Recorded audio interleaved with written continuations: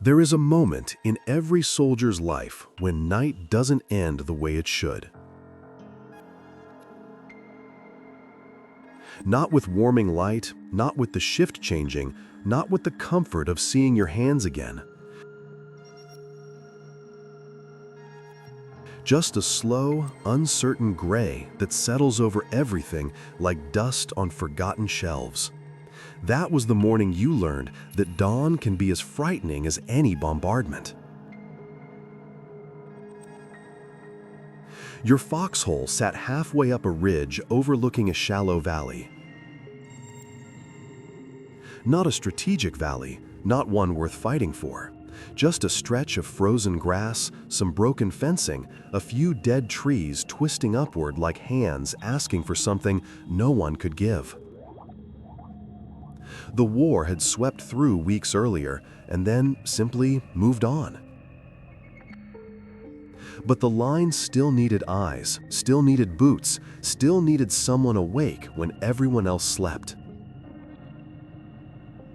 You pulled the blanket tighter around your shoulders. The night had been brutal.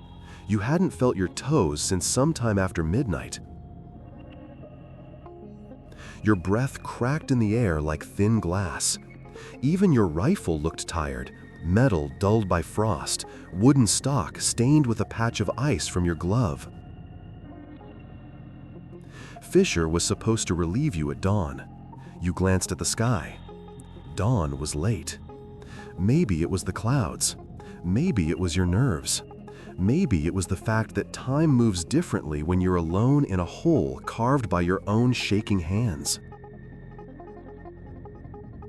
You shifted slightly, careful not to make noise.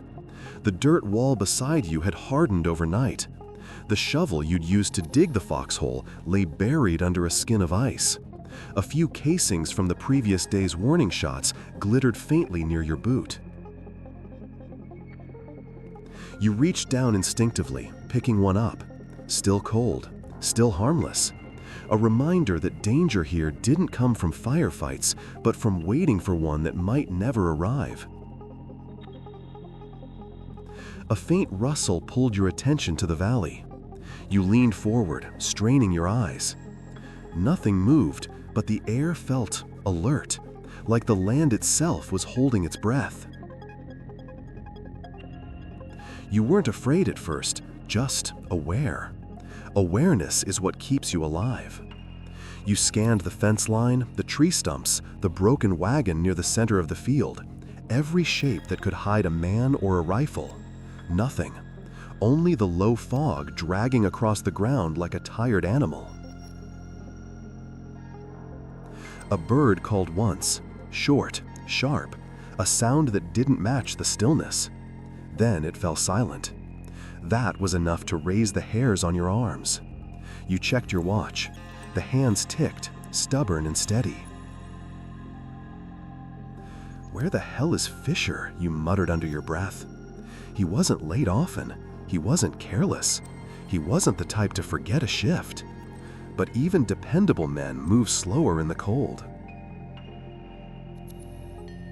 The sky brightened by a fraction. Not sunrise, just a lighter shade of darkness. You could make out more of the valley now, the softer edges of the fence posts, the uneven rise of the ground. The glint of frost on the wagon spokes. You exhaled slowly. Maybe you were imagining the tension. Maybe your mind was clawing for danger because boredom was worse. Then you saw it. A patch of grass near the wagon, flattened. Freshly flattened. Your pulse kicked. You rubbed your eyes once, then looked again. It was still there. Someone had stepped there recently. Not in the last minute, but not last week either. Somewhere between. You swallowed hard. Then came a sound behind you. Bootsteps on frozen soil. Slow, measured, deliberate. You turned sharply, rifle half raised. Fisher appeared at the edge of the trench, his breath puffing rhythmically. "You look like you slept in a coffin," he said softly. You lowered the rifle, heart still hammering. "Dawn's late," you said. "No," he answered. "You're early." He crouched down beside you, rubbing his gloved hands together. "Anything?" You pointed at the grass patch. Movement, not recent, not old. Fisher followed your gaze, squinting through the half-light. For a moment he said nothing, his expression unreadable. Then he nodded. "Scouts, theirs or ours." "Then where are they now?" you asked. "Gone," he replied simply. "People don't stay in valleys like this, too exposed." You didn't argue. He was right. But something still itched in your mind. Fisher pulled a ration bar from his coat and broke them half, handing you a piece. "You should sleep," he said. "You're seeing shadows." "Maybe." "No, maybe," he said. "Look at your hands." You did. They were shaking. You hadn't noticed. You leaned back against the dirt wall, letting the foxhole cradle you. Fisher watched the valley in your place, his rifle resting across his knee. Minutes passed, or maybe an hour. The gray sky shifted towards pale. You drifted towards sleep, the world softening at the edges, until Fisher spoke quietly. "There," he said, "near the wagon. You were right." Your eyes snapped open. A darker shape moved in the fog, slow, confident. You raised your rifle, but Fisher placed a steady hand on it. "Don't," he whispered. The shape grew clearer. Not a soldier, not a man. A deer, thin, weary, moving as if every step cost it something. It approached the flattened patch, sniffed the air, then walked past it without interest. You exhaled shakily. Your fear collapsed into embarrassment, relief, anger, then back into relief. Fisher chuckled once, a short puff of humor. "You need sleep," he said. You nodded. He settled fully into your spot, rifle ready, eyes alert.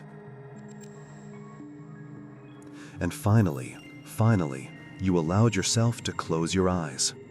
The cold didn't seem as sharp. The dawn didn't seem as late. The valley didn't seem as dangerous. But before sleep took you, you whispered one last question.